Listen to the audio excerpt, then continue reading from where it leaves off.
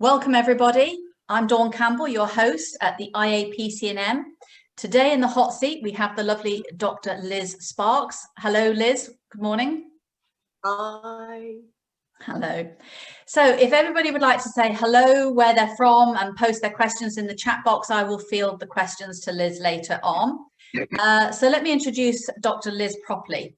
She's a health psychologist, spiritual life coach, and energy psychology practitioner, meditation and mindfulness teacher, a Reiki therapist, and as I said earlier, she lives in the beautiful Cotswolds. Who wouldn't want to go on retreat there?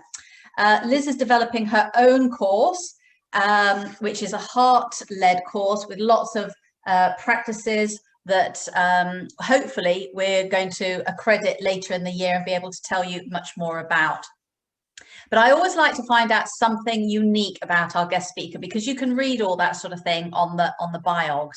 And what I really loved was that Liz enjoys, well, in fact, more than enjoys, she loves dancing around a fire pit in the woods, which sounds very primeval and feminine and grounding. And I hope that happens on your retreat as well. I've just done a vision quest in the woods, and it has a really unique feel about it. So today's webinar, as you can see, it's a title that has resonated with a lot of you, is Turning Pain into Empowerment. And that's really important, not just for us as coaches who need to protect our sense of well-being, but also for us to learn how we can help our clients help themselves. So grab your CPD pads and your pens. And now I'd like to hand over to Liz, please. Thank you, and thanks for inviting me. This is obviously my passion, and what I want to say at the beginning, I'm going to give you a very quick snapshot of how I got to here, because I think it's worth just knowing why I'm so passionate about these things. But also, I'm going to give you tiny little bite-sized bits about several things that I think are really, really, really useful when we're working with pain of all sorts. Now, all of these things, there's a lot more to them. So I suggest if they grab your attention, absolutely go and look at the research, look at them in depth. But with the time we've got today, I can only give you a bit of a snapshot on most of them. So I'm going to do my best. So how did I get to this point? Well, I started as a health psychologist, and I actually had a chronic pain condition myself. And I wanted to start teaching. I felt really passionate about that. And so I was looking for PhDs. I found one that was led by a consultant in pain psychology, applied for it, and I was so lucky I got it. And I really found it painful, to be honest. It was really hard. So I was studying pain. I had a chronic pain condition myself, and I found the level of the PhD so hard. So it was a very challenging time for me. But the interesting thing was that I got to the end of this PhD, and I'd worked out the most beautiful equation for the consultant who wanted a particular treatment looking at. It was spinal cord stimulation. And we predicted with psychological factors who would be successful in this treatment. But when I came away from it, and with the other difficulties that I was experiencing personally in my life at the time, I felt like I needed to do more about the pain, the physical pain. I felt like there must be more. And I was having a particularly difficult time. And my colleague said to me, you know, Liz, you need to start meditating. And to be honest, I wasn't terribly impressed. I was having a really bad time, and he told me to go and sit on a mat.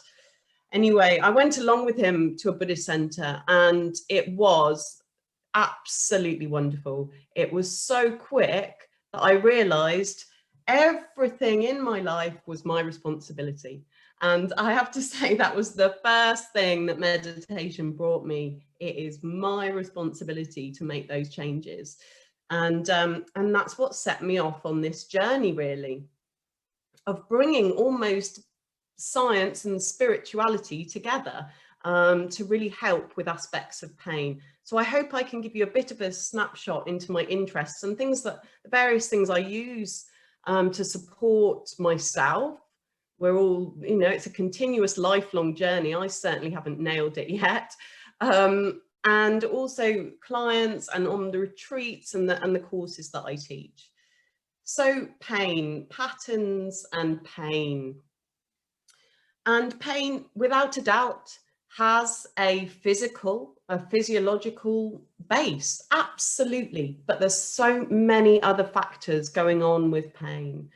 And we know that there's the subconscious, psychological, sociological, we have blind spots to things we haven't looked at in our lives. There's the parts of our shadow that come along and, you know, show up when we least need that aspect because we haven't integrated it. There's the spiritual things that we're having interfere in the way we process, and of course emotion. And all of our emotions and our experiences are interacting with that pain pathway, with how our brain interprets pain. So it's really important to acknowledge this side to it. And it doesn't mean that we can necessarily completely eradicate the pain. We might do. But it means that actually we're working with some of the factors that can really cause the pain to be harder to live with. And this can be psychological pain or physical pain. And all the things I'm going to show you today, I have tried myself and found to be absolutely wonderful in changing the way that I'm processing. So we need to be thinking about cortisol, you know, that stress in our lives and those memories that we hold on to and how they are related to the inflammation and the pathways that process how we experience pain. We need to think about the limbic system and all the, you know, the memories that we're holding there. So the first thing I think is absolutely essential is to help somebody or ourselves when we're in pain to get into a comfortable, safe feeling state. And you can see here that this is a diagram from Paul Gilbert, who's an expert in compassion. Absolutely wonderful. I highly recommend watching him online or reading his books. But we can get into these three systems. And we need all of these to survive. Of course we do. But if we get stuck, particularly in the threat and the self-protection, you can see that we're going to be experiencing, you know, those strong feelings of anger, anxiety, and we're going to have lots of adrenaline and cortisol. And likewise, in the incentive and resource-seeking system, we're going to be encouraging dopamine and that feeling of wanting, pursuing, achieving, which makes it quite hard to be at ease. So the first thing to do is to always work towards taking ourselves to that place of feeling content, cared for and soothed. And that is where we encourage that oxytocin, so that love hormone. And the best way to do that is to take ourselves into the environment where we feel, you know, safe, nurtured, and able to sink into those feelings in an easier way. Compassion. So there's lots of ways that we can use compassion to encourage that feeling, and it's all about the body. We can think it, but we want to encourage those feelings to be really felt in the body, and that is so important. So we can use something called a compassion break. Now, this is where we would first of all acknowledge the difficult experiences we're having. So maybe it's anxiety, maybe it's, you know, depression, anger, frustration. So we'd label it first of all. The second stage is to acknowledge where in the body we're experiencing that feeling and that emotion. Because if we can attend to it in the body, that's almost the root of it. It's where we really feel it. So if I'm feeling that frustration, maybe it's around the chest. I notice it in the chest, and then I begin to breathe with those sensations. And that is the way to bring a compassionate break into a difficult experience. You're attending to it at a physical level. So we want to be coming into the body more. really allowing things to be felt, to breathe with them, and then encouraging that feeling of compassion. And the quickest way to do that is hand onto the chest, that gentle pressure, that warmth, and bring to mind a time when you felt at ease, or a person whose company brings you into a feeling of ease. And as you bring that visualization in, you start to feel that in the body, and you can encourage that feeling to flow throughout. So this is really, really important when we're thinking about physical or psychological pain, to first of all come into that state of soothing and calm and nurtured, because then we're able to work with the different aspects of the pain experience in an easier way. So how can we work with these aspects? Well, one of the things to remember is that as we are processing pain, we start to get into patterns with it. And it's a whole nother webinar, to be honest, if I went through the physiology of pain. But we get these patterns, and they get very set, and they really affect the way we're feeling it. So we want to be thinking about ways that we can start to change, perhaps, these patterns that we find ourselves in, and those difficult thoughts that arise. And one of the things that I've found, and I was introduced to this by, he's now my friend, a shamanic composer, and you can look up his music. His name's Nicholas Peters, and he creates the most wonderful meditation music. It is just out of this world. And he introduced me to mantra. And it really is so beautifully powerful for quietening the mind, for allowing those patterns to start to change. And we know that the brain is storing those impressions of our lifetime, okay? It's in our unconscious mind. And when we bring in mantra, it can go a little beyond that. It can bring in that stillness. So meditation does this, but mantra can really enhance it as well, because of that real focus on the words. So you can explore Sanskrit mantra, or you can use affirmations that you decipher for yourself. And the pattern, particularly of Sanskrit mantras, can have a really interesting effect as well. If you have a look on the science of Sanskrit mantras, the way the mouth is moving and the vibration of the sounds that the mantra is creating is regularly looked at in terms of the effect that just that is having on the way our body feels. So the pattern and the pitch. And we need to remember that when we're thinking about sound, it's working at a very deep level. So depending on the pitch of that sound, it's going to be vibrating within the body, within the molecules to molecules. And what we can understand is that sound can actually encourage the cells to almost exit waste products. So sound is working at a very deep level in the body, and you can read up about this. It's absolutely fascinating. So mantra, sound, visualization, they're taking us to that really still place, and they're enhancing that ability to be calmer and stiller.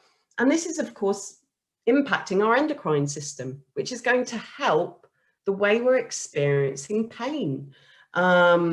You know, the hormones, the production of the hormones, so our metabolism, our blood sugar, our sleep, our cortisol.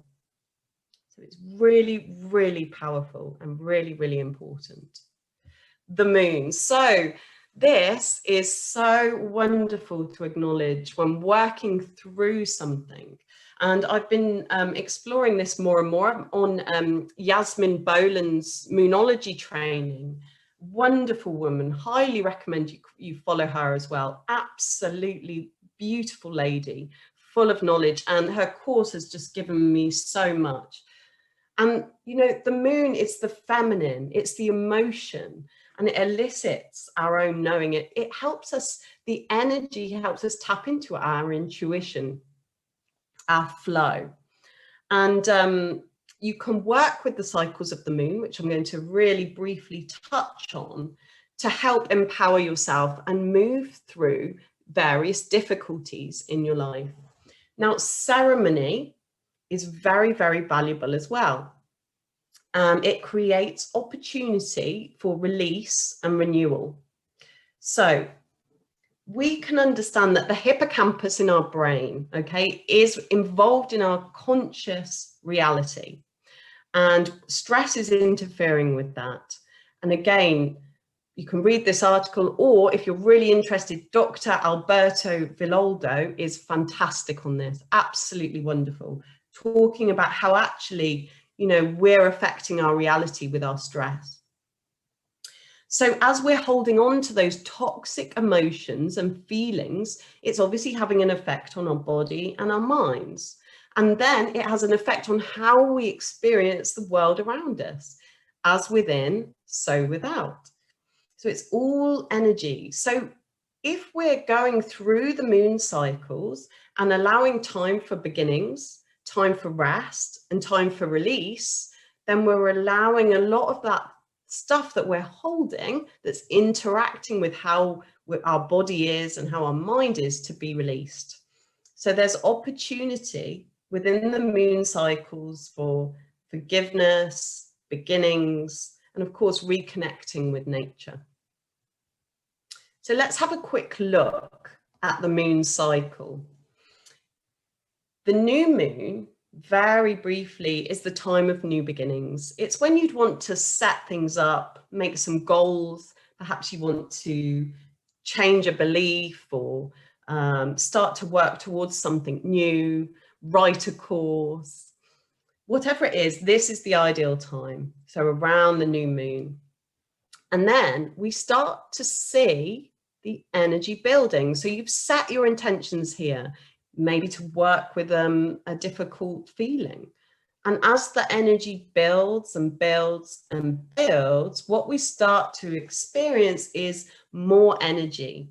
And as we get to the full moon, which we're about to get to this weekend, there starts to be that pull, that feeling of emotions and feelings rising to the surface.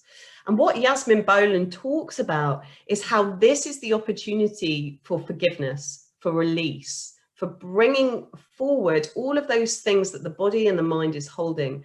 And doing this through ceremony and ritual is very, very good, because it's actually really physical. We're physically committing to a change, to a release. So we're not just saying it, we're acting it as well. So dancing around the fire, chucking old beliefs in, you know, this is where it's absolutely so valuable. And believe me, I do it myself every full moon now. And then as we go through the waning and the 3/4, then we're in a process of release, letting go, and as we build to the new moon again. So hopefully this gives you an idea of how you would work with an intention or a difficulty to set it at the new moon, and then allow it to be released through forgiveness and love and compassion around the full moon. So just quickly to give you an idea, we're coming up to a full moon in Virgo. This is very grounded and earthy. It's good to have a think about old beliefs and endings and working with the inner critic. So that part of ourselves that gives us a really hard time. So I work a lot with people in terms of befriending the inner critic and not allowing it to become so overpowering. So the full moon, forgiveness, letting go. And there's that amazing saying, isn't there, that holding on to anger is like drinking poison and expecting the other person to pass away. So we're doing ourselves and them a favor by letting go. And it might not happen the first time, it might take a few times, but the intention is everything. And that's all you can ask of yourself. And then we've got the new moon, is the next one in Pisces. And again, it's quite dreamy. Yasmin Boland talks about it being mystical, facing your fears and moving forward. So we want to focus on new beginnings at the new moon. So if you're interested in these kind of practices, I've recorded a new moon meditation and a full moon, and those are actually done with Nicholas Peters, the shamanic composer. So you can listen to those. And also the compassionate body scan as well, which allows you to encourage that feeling of love and warmth and compassion to flow through the body, to bring yourself into that nurtured and calm place that is a really good backdrop for your experience and the way that you're living your life. And what I want to do is very quickly take you through a very short little meditation where we're going to get in touch with that feeling, if that's all right. So if you want to make yourself comfortable and gently close your eyes. And if you prefer, you can keep your eyes open. You can still benefit from the practice. That's no trouble at all. And just listen to this sound. Just take the sound into the body.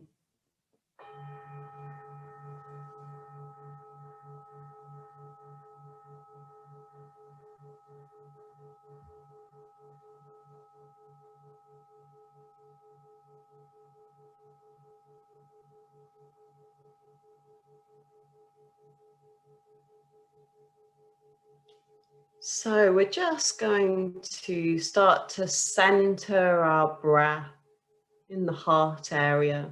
And you might like to place a hand onto the heart, onto the chest. And as you do, really notice that gentle pressure of the hand and the warmth.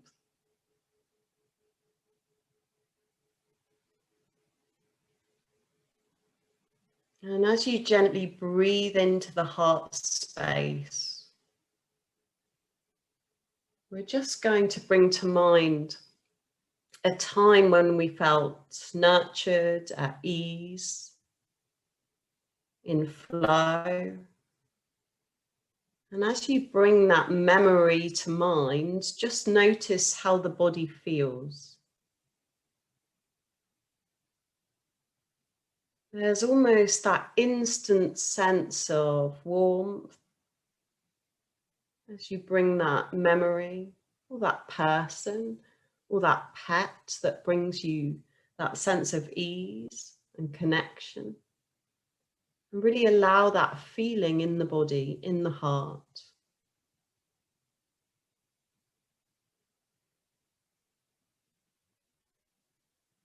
And we just want to gently breathe with that feeling.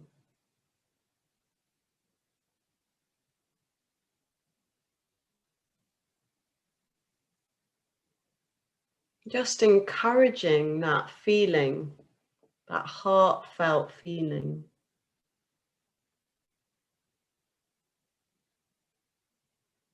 Encouraging it to move throughout the body, and you can do that by your breath and your intention.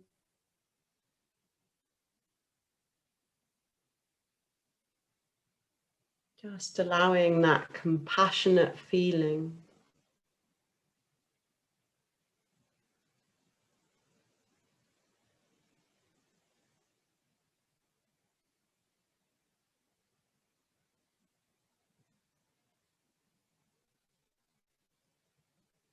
Just a few more moments, just breathing with that. Just encouraging that feeling. A time when you felt at ease.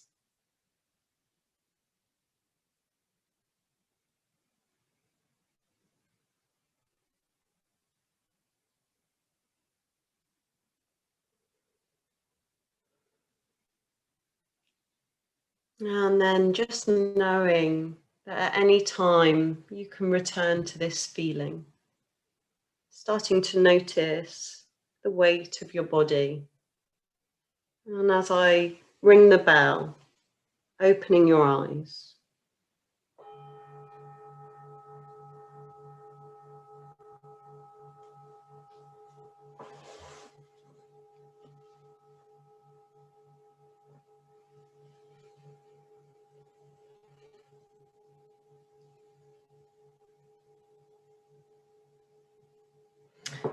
So thank you very much for listening to what I'm so passionate about today. And yeah, if you have any reflections or thoughts or anything, then please do say.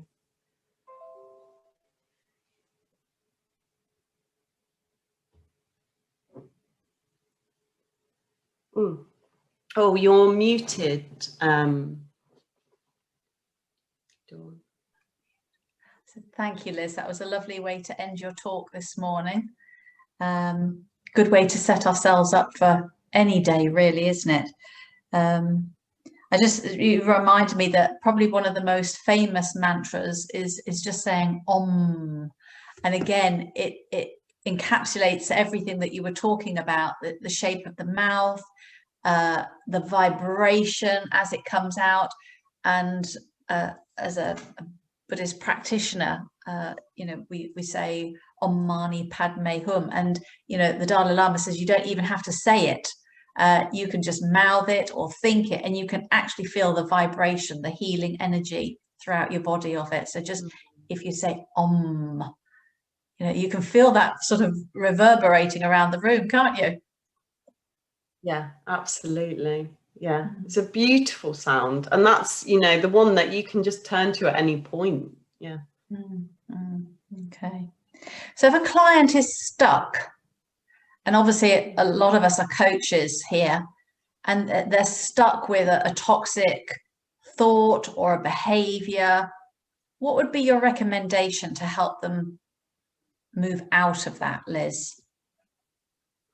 Yeah, I think, well, it would always be quite individual. And I'm sure a lot of you are as well. I'm always working quite intuitively. But I think the first point is to always come into that place of calm. So I'd always encourage, any compassion practices to begin with, because that once the body's at ease, it's a lot easier to move past your own resistance, really. And then, yeah, where there's those stuck feelings, I think that what's really important is to encourage people to be really honest about how they feel in the body, because when we're feeling it, then there's more opportunity to release it. It's often the resistance to fully feeling something that creates that, that build-up. So I'd always work in a very much a bodily felt sense, first of all, how are those beliefs, how are those feelings being in the body?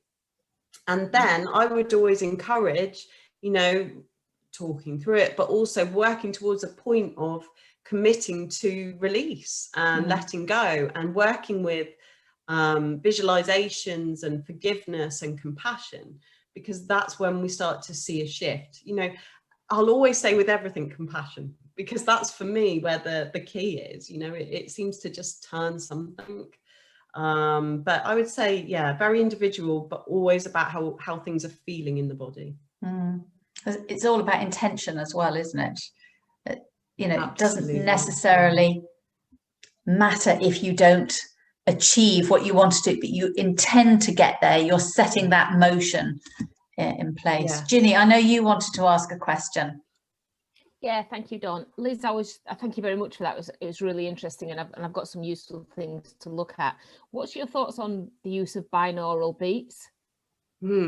Yeah, absolutely. I use them all the time myself, and purely I'll just pick what works, what feels good. I often will sit in meditation, sometimes have them, just in the background when working. Yeah, I think absolutely.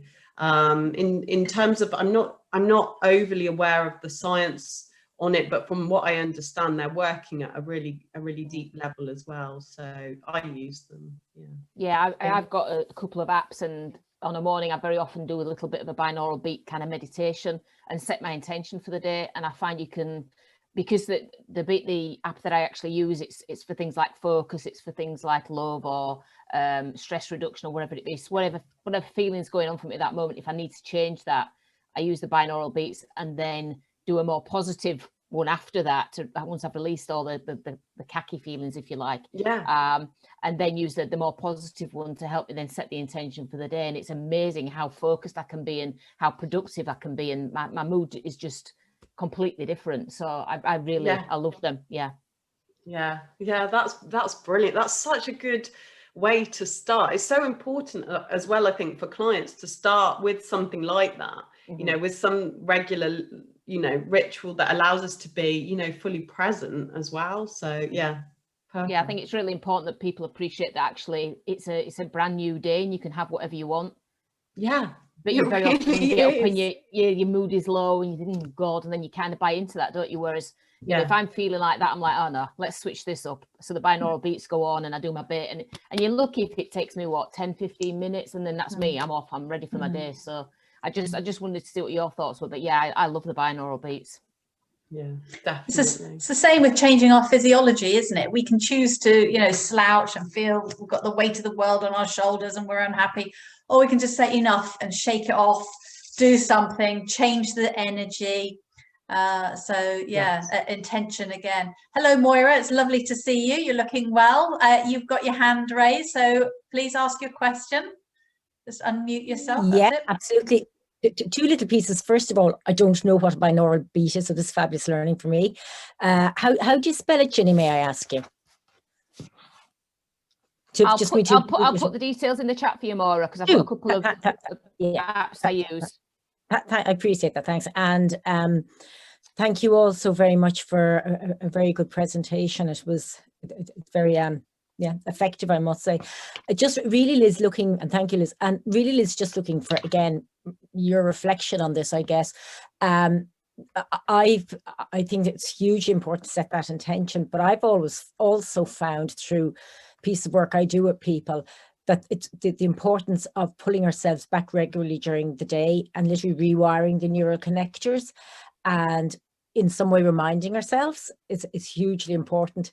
And I'm sure you'd also agree, and this is even in management, managing not just pain, but emotional moods and everything, but also the whole piece around accepting when we get hijacked as such and dusting ourselves down and starting again. I'm sure you would agree that that transfers into the whole pain. It's a slow rewiring of the brain, really, isn't it? Yeah, absolutely. And it's that not getting swept away by things, you know, and as you say, it's you can have like an anchor, can't you, throughout the day?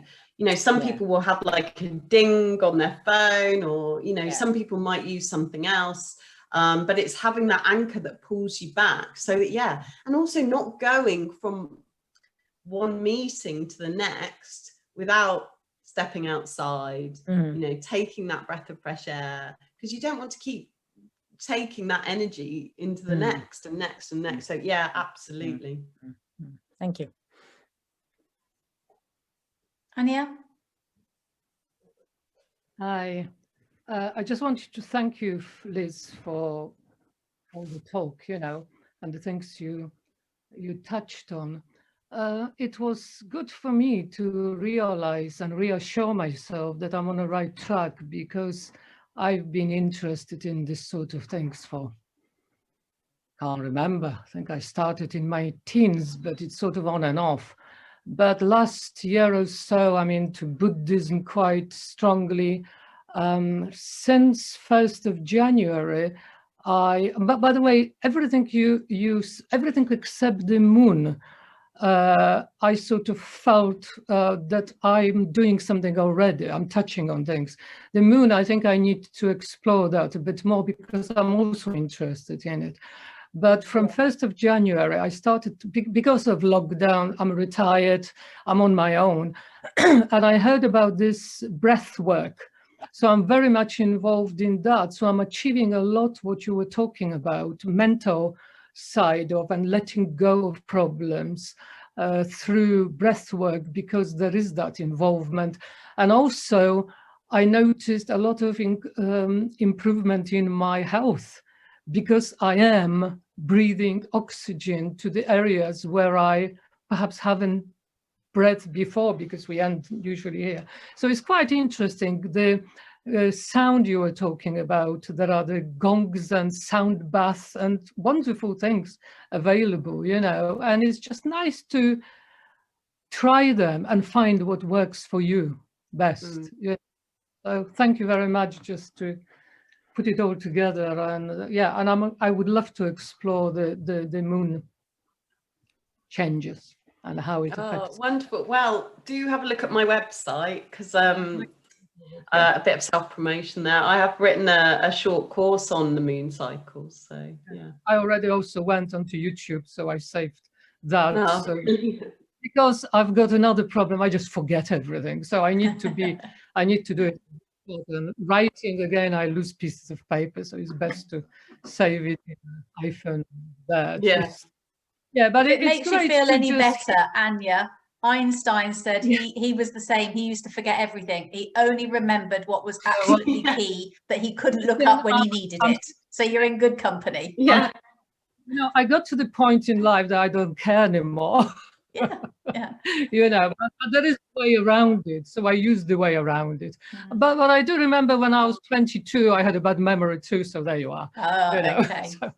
Liz, picking up on Anya's point about the breath work, some of the coaches on the call today are working with children who are obviously going through a lot at the moment with COVID.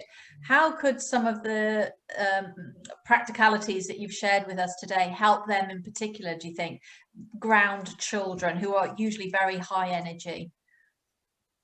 Yeah, definitely. And, you know, this isn't an area that I specialize in, but from my own experiences and also my own working with a few younger children, I think the sound is so effective, so effective. You know, asking them to fully listen to a sound, feel it in the body, and it creates that stillness for them. A lot of mindful work around drawing feelings. So using, you know, art to create how they're feeling and express themselves is really, really useful as well. And then there's lots of people I've noticed that are delivering live and recorded mindful stories and children's meditations that incorporate stories as well. And a lot of them have that kind of message within them about, you know, there's a book that's just come to mind called Mindful Monkey, Happy Panda. And it's kind of getting those concepts across to them in a fun and light-hearted way. So I think, yeah, absolutely, the sound and the drawing how they feel is so valuable, because again, it stops them holding it. It stops them holding it all in their bodies. That it's that, you know, that outlet of expression. Okay, thank you. Okay, well, we've only got a few minutes left, so if anybody's got a question, if you're shy, just type it in the chat box and I'll share it with Dr. Liz, or just put your hand up or take yourself off mute. But just while we've got this last few minutes, if you've got a question, now is the time to ask it. And perhaps while we're doing that, we'll just move to our 60-second CPD exercise, because as we know, when we've listened to something new and we think, oh, we'll put that into action, or we've read a new book, or we're going to do those actions, we'll do them later. Let's do them now at the end of this webinar while they're fresh in our mind. So grab your CPD logs or make notes in the chat box.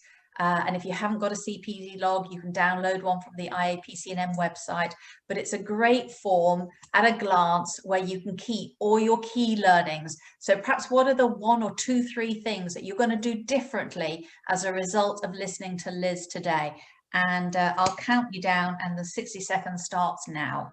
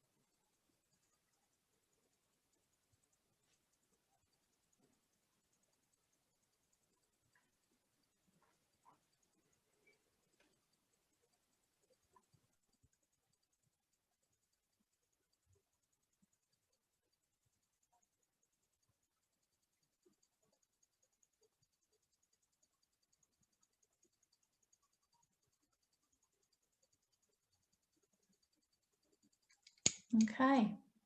I love this because not least it gives me the chance to use my father's stopwatch at the end of every webinar. Just have a little think about him. So thank you very much, Liz. Wonderful presentation, lots to think about, lots of practical tools, particularly at a time during COVID where we need to take better self-care and build our resilience and mental health and well-being. So thank you for your time, thank you for sharing, and thank you everybody from around the world joining this little group. I'm sure, but judging by the positive comments, Liz, we're going to want you back. Oh, lovely. Thank you. All right. Thank you, everybody. Stay safe. Enjoy the rest of your day. Take care. Bye-bye. Bye.